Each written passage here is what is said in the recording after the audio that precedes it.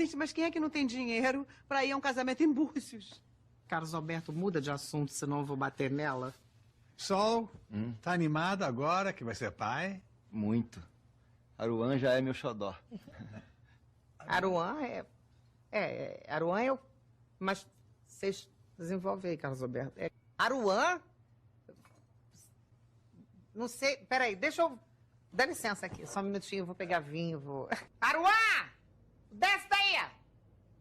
Aruan, vem pra cá! Aruan não é bom não, gente. Marcelina!